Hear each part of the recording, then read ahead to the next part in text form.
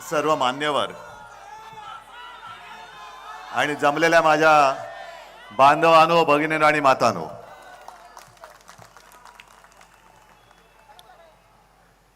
बऱ्याच दिवसानंतर पालघरमध्ये आलोय, पालघर मतदारसंघात. आणि मला आश्चर्य वाटतं की जो विषय आपलं युती सरकार 95 साली होतं, मनोहर जोशी मुख्यमंत्री होते आणि त्यावेळेला शिवसेना प्रमुखांनी संपवून टाकला होता, तो पुन्हा जिवंत कोणी केला? आणि तो विषय तुम्हाला माहिती आहे, वाढवण बंदर. मला आठवतंय की त्या काळामध्ये वाढवण बंदराची चर्चा सुरू झाली. जनतेचा विरोध आहे, जनतेचा विरोध आहे. मला शिवसेना प्रमुखांनी सांगितलं की उद्धव तू स्वतः जा, तिथल्या लोकांना भेट आणि त्यांचं ऐकून घे, ते काय म्हणतायत. आणि त्यांच्या आदेशाप्रमाणे मी आलो होतो. कोणत्या विभागात होतो काय काही लोक सांगतील. आणि माझ्या लक्षात आलं की तरुण मुलं, त्याच्यानंतर माता भगिनी, सगळे वृद्ध, आम्हाला काही झालं तरी वाढवण बंदर नको, जीव गेला तरी चालेल, आणि जर करणार असाल तर आम्हाला गोळ्या घाला आणि आमच्या छाताळावरनं जाऊन मग वाढवण बंदर करा. एवढ्या तीव्र भावना त्यांनी माझ्याकडे व्यक्त केल्या होत्या. मी घरी गेलो आणि शिवसेना प्रमुखांना सांगितलं की अशा तिथल्या तीव्र भावना आहेत. शिवसेना प्रमुखांनी तात्काळ मनोहर जोशींना फोन लावला होता आणि त्यांना सांगितलं होतं की पंत, वाढवण बंदर रद्द. मग आता तेव्हा घेतलेला निर्णय, याला परत कोणी हवा भरली? आणि हवा भरली ती भरली. जनतेच्या विश्वासाला किंमत न देता तुम्ही जर का प्रकल्प राबवणार असाल तर माझं म्हणणं राबवूनच बघा, राबवूनच बघा. तुम्ही काय प्रकल्प राबवणार? जनतेचा बुलडोजर तुमच्या सरकारवरनं उद्या आम्ही फिरवणार आहोत. हा जनतेचा बुलडोजर आहे. जेव्हा तुम्ही तिकडे खुर्चीवरती बसता तेव्हा तुमच्याकडे सगळी मस्ती असते, मस्तीच. आता संजय आपण जे बोललात की यांच्या डोक्यात अहंकार गेलेला आहे. मी आजच पेपरमध्ये वाचलं, RSSचे जे सरसंघचालक आहेत मोहन भागवत, ते असं म्हणालेत की रावण विद्वान होता. अहो, रावण निदान विद्वान तरी होता, पण अहंकारामुळे त्याचा घात झाला. हे तर विद्वान पण नाहीयेत, नुसताच अहंकार आहे. उपयोग काय? म्हणजे रावणाचा वध हा प्रभू श्रीरामचंद्रांनी केला, पण तरी देखील रावण विद्वान होता असं मोहनजी भागवत म्हणतायत. पण तुम्ही जे बसवलेत तिकडे ते विद्वान पण नाहीयेत. बरं, वाढवण बंदर नक्की कोणासाठी करताय? काय विकास होणार आहे? कोणाचा विकास होणार आहे? इथे हे माझ्या समोर बसलेले आहेत, त्यांच्यापैकी किती जणांना रोजगार मिळणार आहे? आणि विकास जर का मोदीजी तुम्हाला वाटत असेल की आता निवडणुकीच्या तोंडावरती तुम्ही आलात, येतील आणि हात जोडून सांगतील, भाई और बहनों, मेरा और पालघर का बहुत पुराना रिश्ता है. हा, सांगू शकतात. कारण कुठून कुठून यांचे रिश्ते काढतील हे सांगता येत नाही. रिश्ते है ठीक है, लेकिन रिश्ता कौन निभाएगा? रिश्ता है तो रिश्ता निभाव. नुसतं मोदी परिवार म्हणून चालणार नाही. मोदीजी तुमच्या परिवारात तुम्ही आणि तुमची खुर्ची दोघच जण आहात, दुसरे परिवार कोणीच नाहीये. आणि आज हे सगळे इकडे जमलेले आहेत. मला एकदा जरा सगळ्यांनी सांगा, असं समजा ही जनसुनावणी आहे. मला सांगा किती जणांना वाढवण हवंय आणि किती जणांना नकोय? नकोय त्यांनी हात वर करा. अरे नाही, एवढा असा गुळमुळ त्यांनी नाही होणार. जरा जोरात बोला, जरा एकदा. एकच जिद्द, एकच जिद्द. जरा हात वर करा आणि प्रेसला सांगतो, ही घ्या जनसुनावणी आमची, ही घ्या, ही घ्या.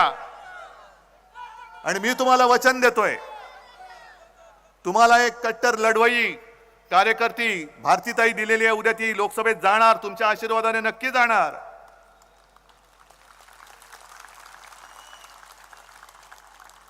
आणि पहिल्या प्रथम वाढवण बंदरचा फडशा पाडणार.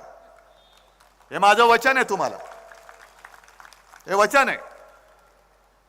कारण यांना जो परिवार म्हणून म्हणतायत तो परिवार म्हणजे यांचे फक्त सुटाबुटातले मित्र आहेत. हे समजा धरून चाला, वाढवण बंदर झालं, कोणाच्या घशात जाईल? आता तुम्ही हळू बोलता, एवढं झालं तर दिल्लीपर्यंत आवाज जाणार कसा? जरा मोठ्याने बोला.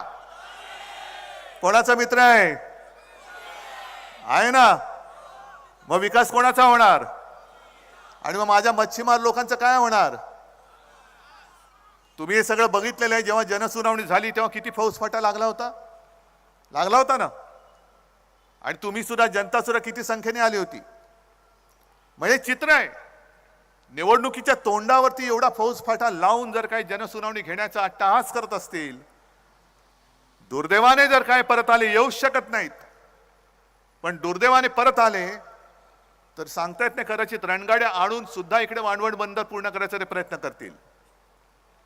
आणि म्हणून आत्ताच ही वेळ आलेली आहे. यांना गाडायचं असेल तर आत्ताच. कारण आता हे नम्र आहेत, आता पाया पडतील.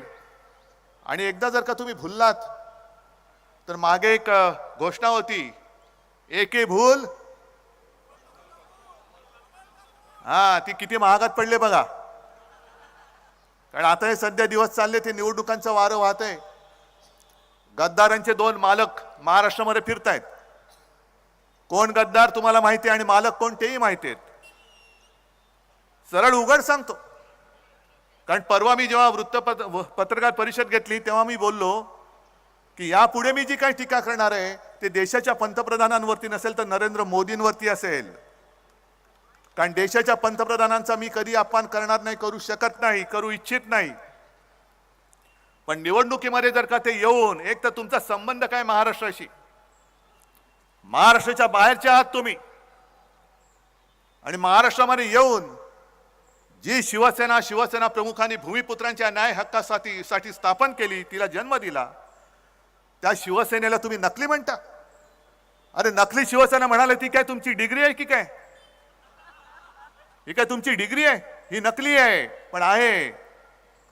मग त्यांचे दुसरे पार्टनर आले, खंडेणीखोर पक्षाचे दुसरे नेते अमित शहा, ते बोलून गेले शिवसेना नकली आहे.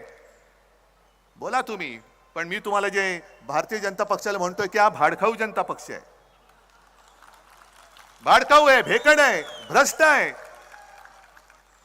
नाही, नुसतं मी काहीतरी बोलायचं म्हणून भची बाराखडी नाही बोलत आहे. मी भेकड एवढ्यासाठी म्हणतोय की ज्या पद्धतीने त्यांनी आपले गद्दार फोडले, ईडी, इन्कम टॅक्स, सीबीआयचं बंदूक लावली त्यांच्या डोक्यावरती आणि घेऊन गेले. या इथूनच पालघर बंदच गेले ना ते सुरतेला. म्हणूनच मी पालघर मध्ये आलोय. बघू याच्या पुढे कोण गद्दार जाऊ शकतो गुजरातला, तेच बघायला आलेलो आहे. तुम्ही बंदूक लावून तर नाही घेऊन गेलात, तुमच्यामध्ये ताकद नाहीये. आज माझ्याकडे तुम्ही माझा पक्ष चोरलायत, माझं चिन्ह पळवून नेलेलं आहात. अरे कशाला माझे वडील तुम्ही चोरण्याचा प्रयत्न करताय? एवढे तुम्ही काय बोलायचं त्यांना बोलू द्या, सोडून द्या त्यांना. पण तरी देखील हजारो माणसं माझ्यासोबत आली, कशासाठी आलेली आहेत, काय येऊ शकतात ही? आजपर्यंत भगवा झेंडा फडकत होता डौलाने, त्याच्या बरोबरीने कम्युनिस्टांचा लाल झेंडा फडकतोय, इकडे काँग्रेसचा झेंडा फडकतोय. आणखीन तिकडे माझे काही मित्र आहेत, त्यांचे झेंडे फडकतायत. तुम्ही शिवसेना संपवायला निघालात, उद्धव ठाकरेला संपवायला निघालात. ही यांची वृत्ती आहे. जो यांना देईल साथ त्यांचा करणारे घात, ही यांची स्लोगन आहे. गेल्या 19च्या निवडणुकीमध्ये ढवळे साहेब आपण म्हणालात की या पालघरनी चमत्कार केला, पण तेव्हा आम्ही एक चूक केली होती. आम्ही मोदी पंतप्रधान व्हावे म्हणून याच पालघरमध्ये येऊन प्रचार केला होता.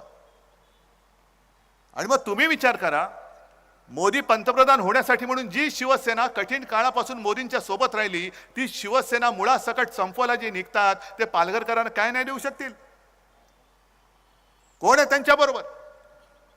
भले आमची तुम्ही नकली सेना म्हणून जी चेष्टा टिंगल टवळी करताय, पण अमित शहाजी तुमच्या गाडीमध्ये अस्सल भाजपाचे लोक किती राहिलेत बघा. का सगळ्या तुमच्या स्टेपने आतमध्ये बसलेले आहेत? म्हणून मी यांना भाडखाऊ म्हणतो, कारण त्यांच्या स्वतःचं कोणीच नाहीये. सगळे याला फोड, त्याला फोड, त्याला फोड. आता आमदार भुसारा सांगत होते, आपलं महाविकास आघाडीचं सरकार असताना काय काय कामं केली. आणि मला ते सांगत होते की उद्धवजी बोलायला लागलो तर तासभर पुन्हा पडणार नाही, आणखीन बरंच बोलता येईल, एवढी कामं आपण केली होती.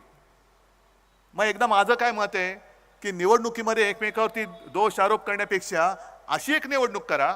माझी तयारी आहे, इकडेच व्यासपीठ लावू. मोदीजी तुम्ही या, मी महाराष्ट्राचा माजी का होईना पण मुख्यमंत्री म्हणून येतो. मी 2.5 वर्षात काय केलं हे मी सांगतो, तुम्ही 10 वर्षात काय केलं हे तुम्ही सांगा.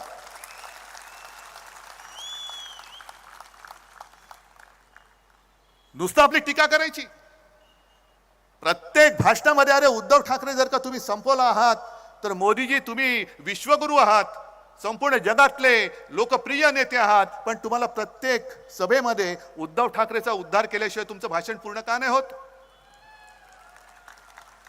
अमित शहा तुम्ही देशाचे गृहमंत्री आहात, आता होतात म्हणायला पाहिजे, कारण आता त्यांचं संपलं काम. तुम्ही तिकडे चीनला उत्तर द्यायला पाहिजे.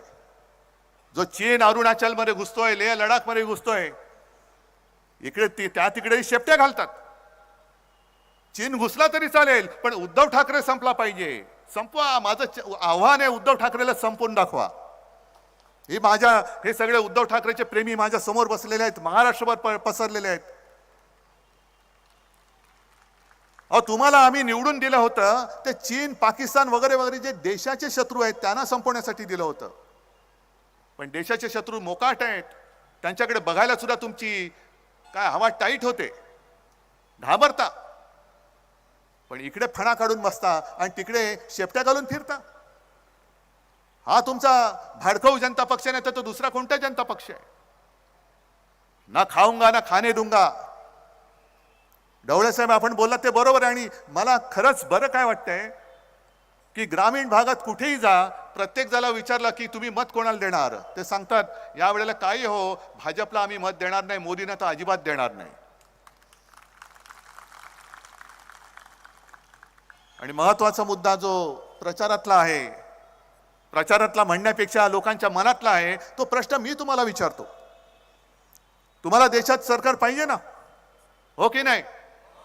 मग तुम्हाला मोदी सरकार पाहिजे की भारत सरकार पाहिजे? पण ते तर जाहिरात करतात मोदी सरकार. ते त्यांना तुम्हाला सिद्ध करून दाखवावं लागेल. म्हणजे जो आपल्या देशाच्या सरकारला स्वतःचं नाव लावतो तो उद्या माझ्या देशाचं नाव बदललं तर काय करू शकाल तुम्ही? हा भारत माझा देश आहे, भारत माता माझी माता आहे. मोदीजी तुमचं नाव तुमच्या दाराच्या पाठीवर लावा, माझ्या देशाच्या पाठीवरती तुम्हाला लावता येणार नाही.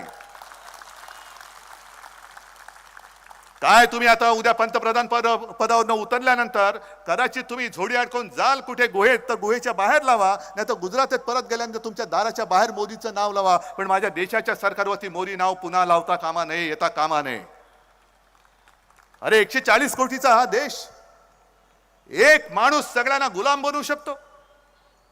एक माणूस जणू काही स्वर्गातून अवतरलेला आहे आणि तुम्ही माझे गुलाम आहात, अशा पद्धतीने राजवट तो चालू शकतो. आणि आम्ही काय नेबलाटासारखे पुन्हा एकदा पुन्हा एकदा पुन्हा एकदा आपकी बार बार बार, काय नाही आपकी बार भाजपात तडीपार तडीपार करून टाकाय ना. घराणेशाहीवरनं ते आमच्यावरती आरोप करतात.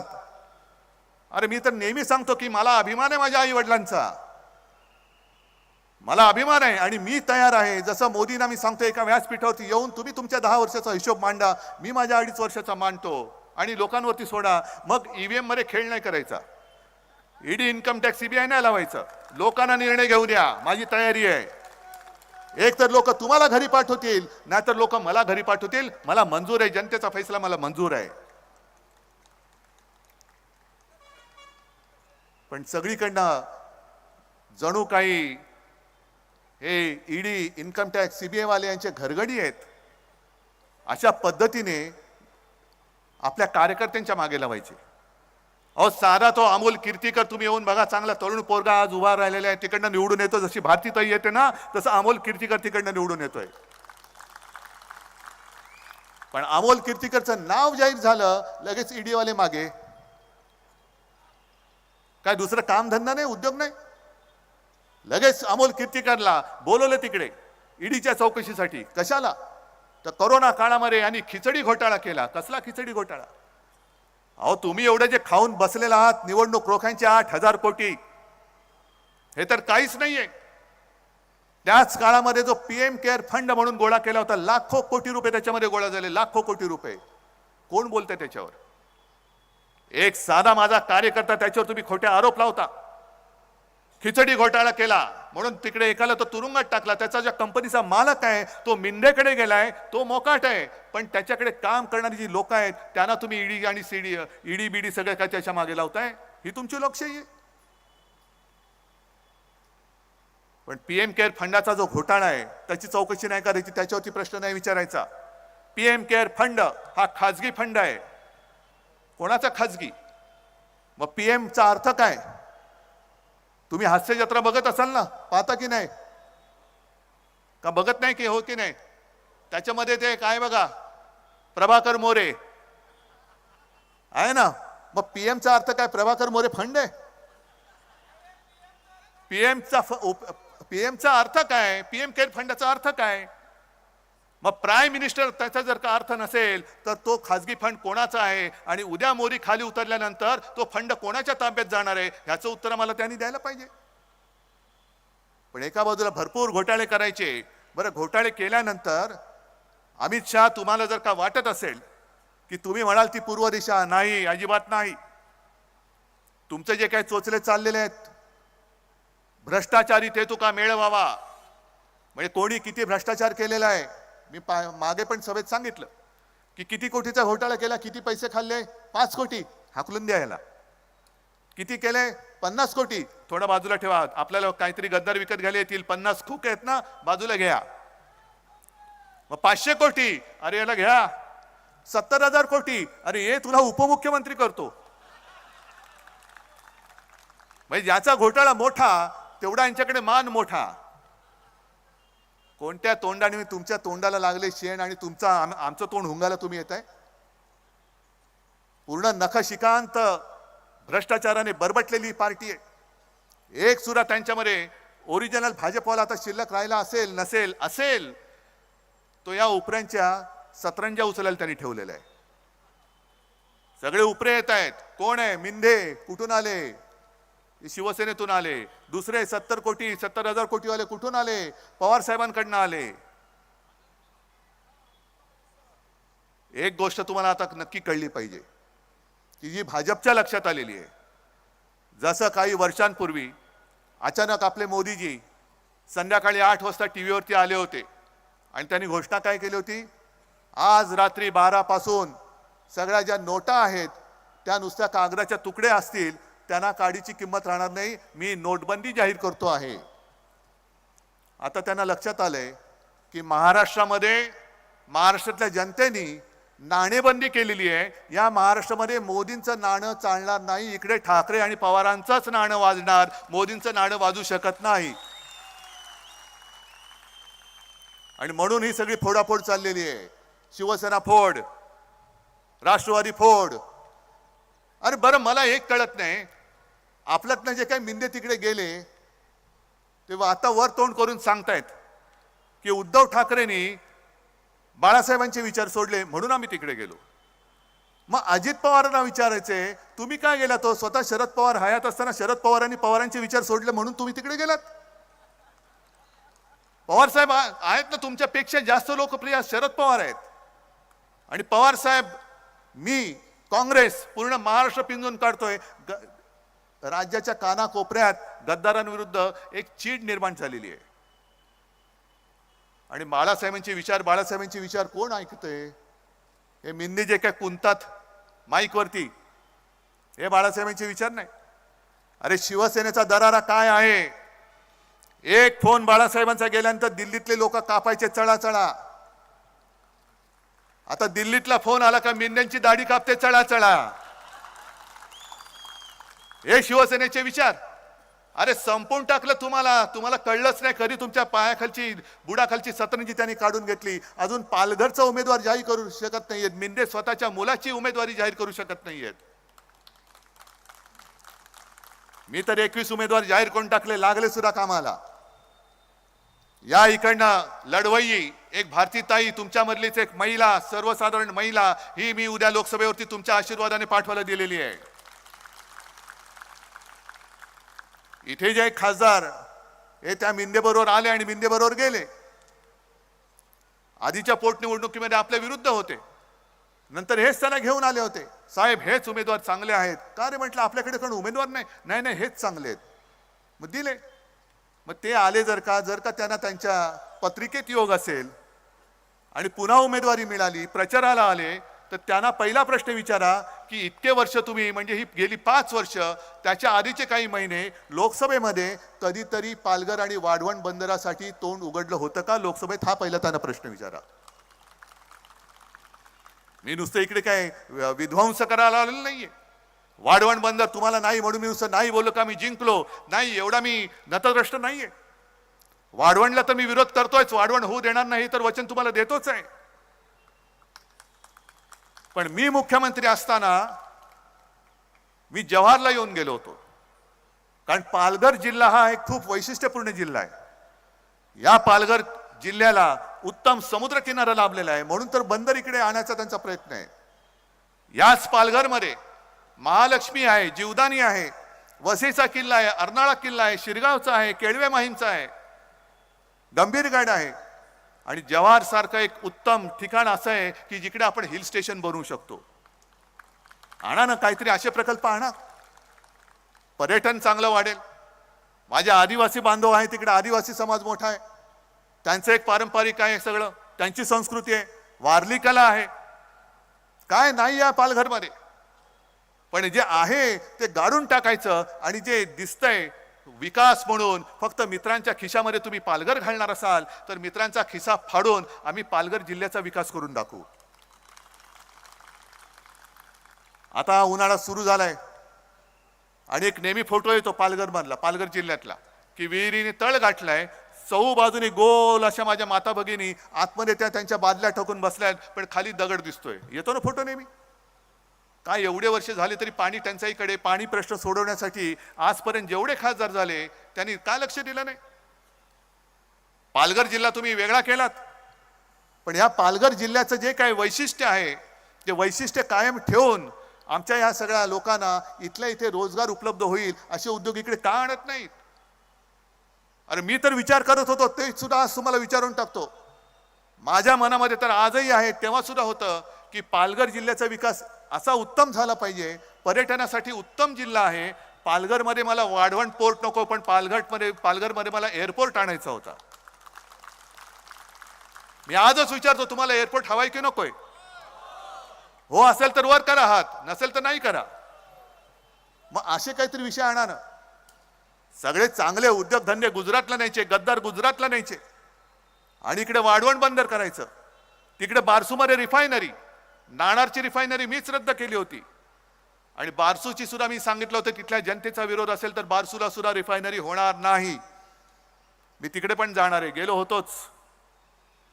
पण सगळे विध्वंस करणारे उद्योग हे महाराष्ट्राच्या माथी मारायचे आणि चांगले उद्योग हे गुजरातला पळवायचे. मोदीजी तुम्ही गुजरातचे पंतप्रधान नाही, तुम्ही देशाचे पंतप्रधान आहात. सगळ्यात चांगल्या गोष्टी आमचं गुजरातची काही वय नाहीये. मी अनेकदा म्हटलं की गुजरात सुद्धा आमचं आहे. इथे सुद्धा काही गुजराती माता भगिनी बांधव आले असतील, या पालघरमध्ये राहतात, मुंबईत राहतात, महाराष्ट्रभर राहतात. त्या गुजराती समाजाशी आमचं वय नाही. उद्या इंडिया आघाडीचं सरकार येणारच. होय, मी अभिमानाने आणि अगदी आत्मविश्वासाने सांगतोय, इंडिया आघाडीचं सरकार हे 300 पार करून येणार म्हणजे येणारच. हे आज राज्याचं नव्हे देशातलं चित्र सांगतंय. आणि इंडिया आघाडीचं सरकार आल्यानंतर गुजरातच्या हक्काचं जे असेल ते आम्ही देऊच, पण महाराष्ट्राच्या हक्काचं असेल ते आम्ही कोणाला ओरबाडायला देणार नाही. नाही म्हणजे नाहीच. मोदीजी तुम्हाला सुद्धा देणार नाही. करा ना, संपूर्ण देश आहे तुमचा. होता, आता नाही. 10 वर्ष खूप झाली. 10 वर्ष संपूर्ण देशाने तुम्हाला संधी दिली. त्या संधीचं सोनं करायच्या ऐवजी तुम्ही माती करून टाकली. आता बस झालं. आता आमचं काय आहे ना ते आमचं आम्ही बघून घेऊ. आता आमच्या लक्षात आलेलं आहे, पूर्वी असं वाटत होतं की मजबूत देश पाहिजे असेल तर सरकार मजबूत पाहिजे. पण आता माझ्या लक्षात आले की जर का देश मजबूत पाहिजे असेल तर सरकार संमिश्र पाहिजे, मिलीजुली सरकार पाहिजे. कारण एका पक्षाचं आणि एका व्यक्तीचं सरकार हे देशामध्ये हुकुमशहाला जन्म देऊ शकतो तो आता दिलेला आहे. आणि त्याला आत्ताच जर का आपण गाडून टाकलं नाही आणि आपल्या सगळ्या इंडिया आघाडीचं संमिश्र सरकार या देशात आणलं नाही तर मग आपल्या देशाला कोणी वाली नाही. ती भारत माता सुद्धा बोलेल, अरे काय रे तुम्ही माझ्या पोटी जन्मालात, माझं स्वातंत्र्य तुम्ही टिकू शकला नाहीत का म्हणून तुम्ही मला माता म्हणता. आणि त्याच करता ही निवडणूक ही नुसती वाढवण बंदरासाठी नाहीये, ही पालघरच्या विकासासाठी आहे, राज्याच्या हितासाठी आहे आणि माझ्या देशाचं स्वातंत्र्य टिकवण्यासाठी ही निवडणूक आपल्याला जिंकावीच लागेल. आज भारतीताई सगळ्यांना माहिती आहे, भारतीताईचं चिन्ह काय? जरा जोरात पोचलंय गावागावात. आज तुम्ही सगळे आलायत, मी बोललोय वाढवण बद्दल तुम्हाला पटलंय? वाढवणच्या संघर्ष समितीचे नेते कोण सगळे पटलंय मी काय बोललो? जाहीर सभेत बोललेलो आहे आणि तुम्हाला सगळ्यांना माहिती आहे मी एकदा बोलल्यानंतर पुन्हा मागे फिरत नाही. एकदा बोललो तर बोललो. तुम्ही आपलं सरकार आणा, वाढवण बंदराचा विषय त्यांच्या सरकारच्या कागदावर मी पुसून टाकल्याशिवाय राहणार नाही. आणि त्याच्यानंतर मात्र जे चांगले उद्योग आहेत, जे पर्यावरणाची हानी करणार नाहीत, जे माझ्या मच्छीमार समाजाच्या पोटावरती पाय देणार नाही. अरे साधी गोष्ट आहे, गेल्या 8-10 दिवसापूर्वी एका मच्छीमार नौकेला एका जहाजाने धडक दिली, नुकसान भरपाई मिळाली? काही नाही. कोण होते देव जाणे. मेले तर मेले नाही ना, मेले असतील तर पुरून टाका, नसतील तर घरी पाठवा. हे असं सरकार दळबद्री, हे असं निर्दयी सरकार आपलं नसेल, अजिबात नसेल. ज्या वेळेला तुम्ही आम्हाला मतं देता तेव्हा ते मतं नसतात, ते तुमचे आशीर्वाद असतात, ते तुमचे आशीर्वाद असतात. भाजपसाठी नुसती मतं असतील पण माझ्यासाठी तुमचे आशीर्वाद आहेत आणि त्याला मी आशीर्वाद मानतो. म्हणून आणि म्हणूनच आज माझ्याकडनं पक्ष चिन्ह सगळं जरी काढलं तरी सुद्धा तुमचे आशीर्वाद हे आई जगदंबेच्या रूपाने माझ्या समोर उभे आहेत.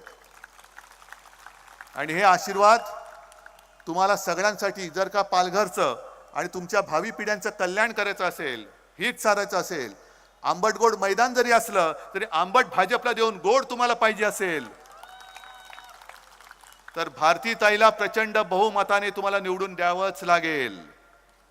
आणि त्या भारतीताईची जी निशाणी आहे ती फक्त शिवसेनेची नाही, तर तुमच्यावरती होणाऱ्या अन्यायाला जाळून टाकणारी ती धगधगती मशाल आहे. ही मशाल ज्या वेळेला पालघरमध्ये पेटेल त्यावेळेला पालघरवरती अन्याय करणारे सत्ताधारी असतील त्याच्यामध्ये जळून भस्म होतील. आणि मला खात्री आहे की हा चमत्कार 19 साली तुम्ही केलेला आहात, या वेळेला पुन्हा एकदा करून दाखवल्याशिवाय राहणार नाही. आणि तसा आत्मविश्वास बाळगून मी आपली रजा घेतो. जय हिंद, जय महाराष्ट्र. सर्वांनी राष्ट्र